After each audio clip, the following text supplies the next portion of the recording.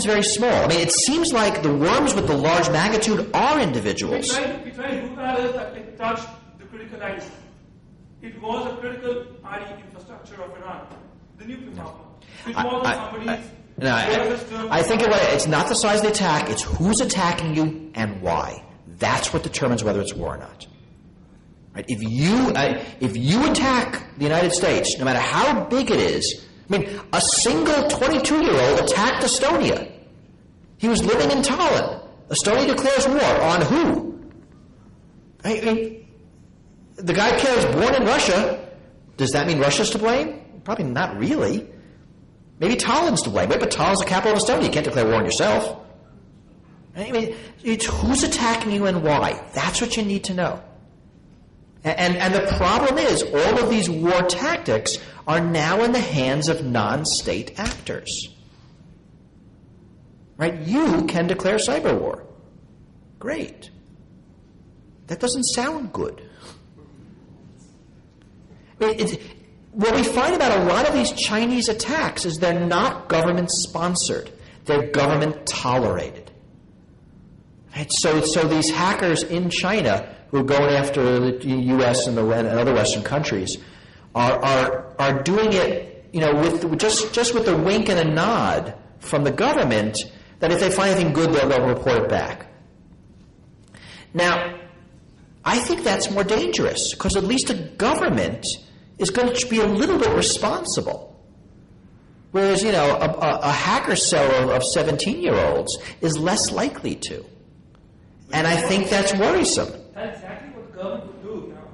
Suppose it's state sponsored. Suppose China is state sponsoring, and then putting the blame on the system. Another problem. It's really easy to hide your origin. It's really easy, like in Stuxnet, to take out a target, and no one ever knows who did it. Now, it's interesting. I would think that if Israel was behind Stuxnet, they would make a point of it. They would say, yeah, we did that. And don't you ever get out of line again. Right? They would make it a real live public threat. And the fact that no one's taken credit for Stuxnet, I think is a sort of interesting part of the puzzle. Right? What's the benefit of doing it and then not admitting you did it? Right? I mean, Israel's not really worried about their opinion on the world stage. I mean, they do things all the time that the world gets pissed off at. Right? And they just do them. So that's not the reason. All right, hand there. I have control of the microphone again. When you say that government should try and protect and should keep a check so that people do not commit such type of crimes or issues, so how can the government keep a check on who's doing what?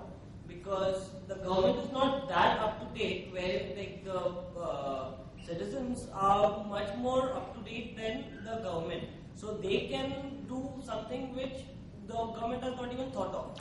So the question is about how the government catch up. I think we're doing better than at least 5 years ago. Or 10 years ago when the U.S. had no idea about cyberspace or cyber crimes. They were completely incompetent.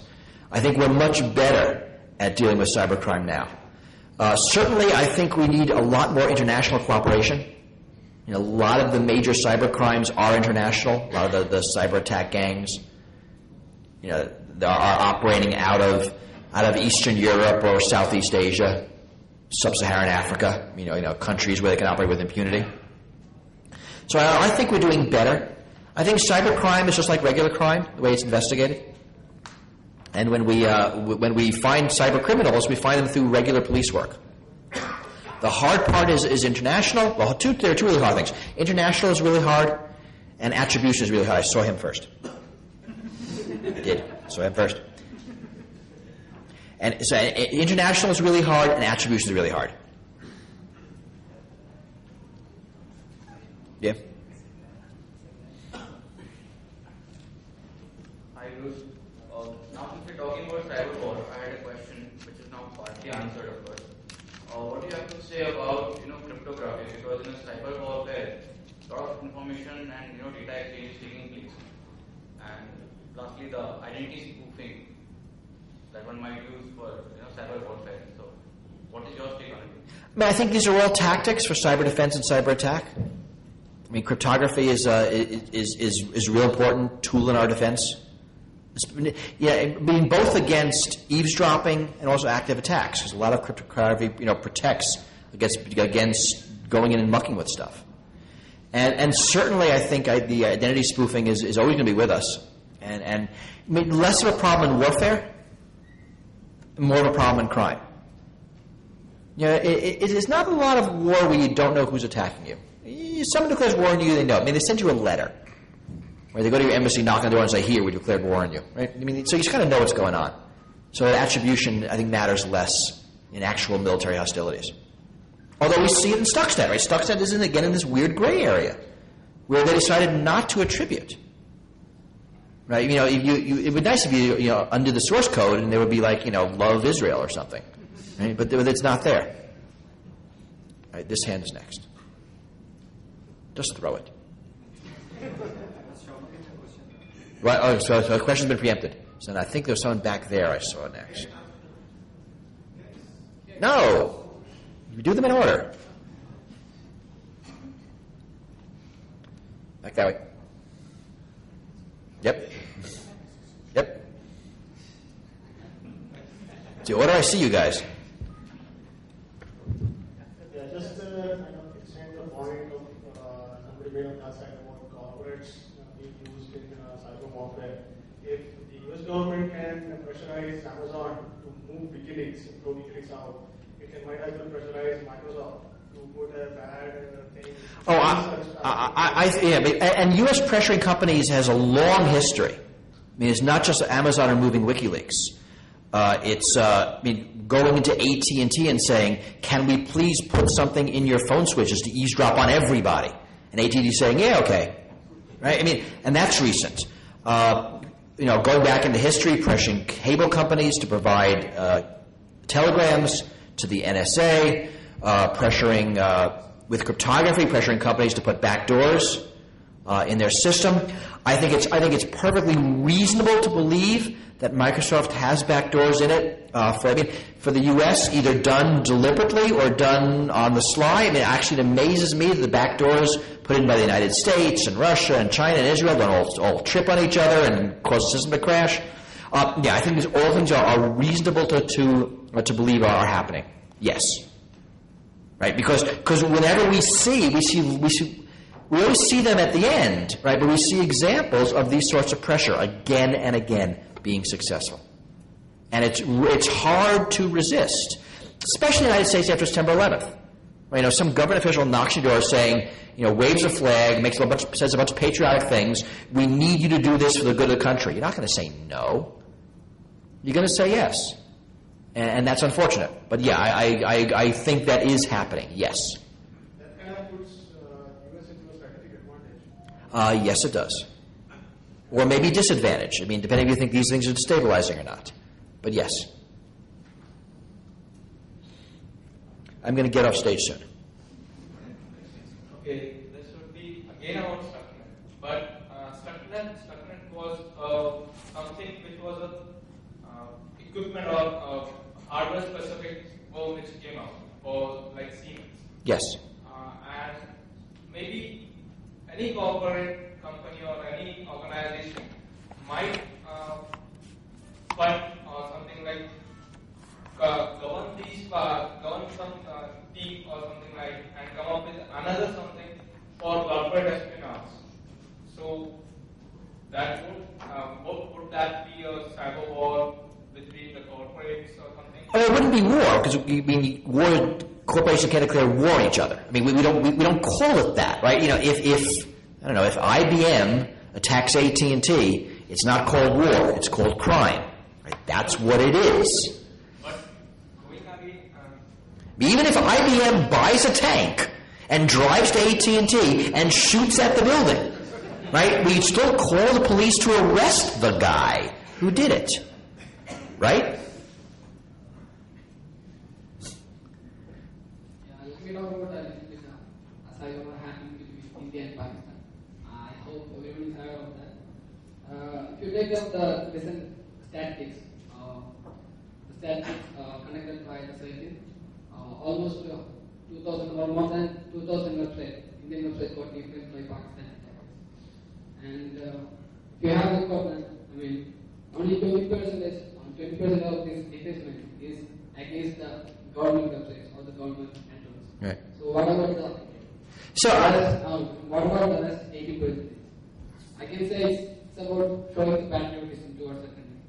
See, if I'm a Pakistani hacker and I want to show my patriotism towards the country, the least thing I can do is that hack the website and show it in the public. And I think this is behind a lot of the things we're seeing, this kind of politically motivated hacking. I call it kids playing politics. Right? That, I mean, you can, if we wanted to, right, we can make a political statement and take down the Pakistani network. We could. It would get in the papers, right? I mean, the conference would get a lot of publicity. Might not be good publicity, but you can do that. And I think that's interesting. And we see it in the United States elections. Right? It's not the candidates who are hacking each other. It's some supporter of the candidate who takes it on his own that I'm going to make a statement. I'm going to do this. Right? I'm going to hack Sarah Palin's emails and release them to the press. Or we saw that with the climate change researchers. I'm going to hack their servers and steal their emails. Right? And so it's these tools becoming available to non-state actors who have questionable morality and even less sense. And we want to stop those from escalating. Right? It's what we think Estonia was. Possibly Georgia was that too. All right, last question. Okay. He's allowed to ask the last question. That's fair. So, it's not a question, it's kind of wind up. I would invite Mr. A.J. Vijay Kumar. He is Chief Information Security Officer of a telecom company called Tata Communications, a pretty big corporation in India, to give a word on GeoTalk, comment and then say thanks. Okay. So thank you. I mean, I'm here all day, so please come and say hi. You go here. Oh, thanks. Good afternoon, everybody. I'm very privileged today because I've read Schneier's cryptograms quite often. I mean, I used to follow it every fortnight or week that he used to publish. Every month. Every month. Not that bad. Every month.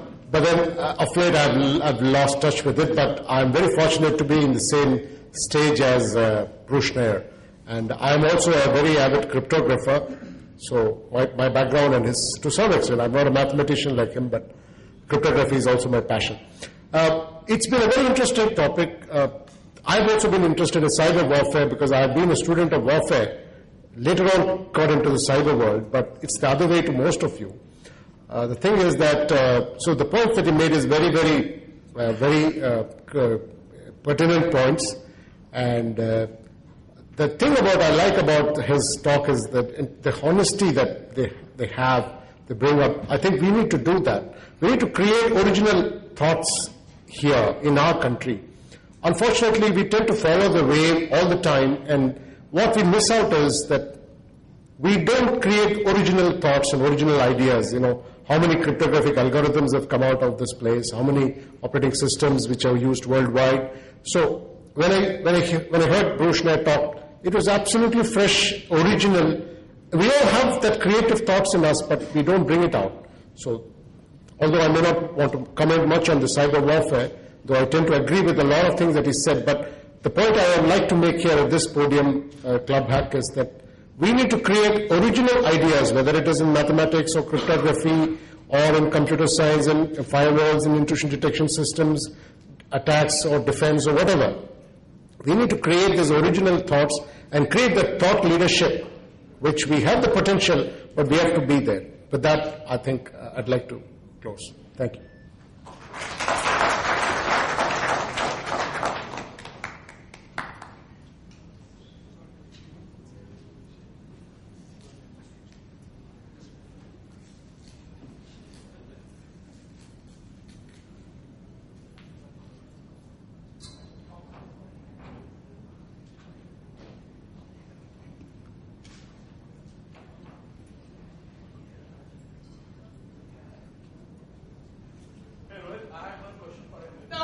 Questions are over. No more questions. No questions. No questions.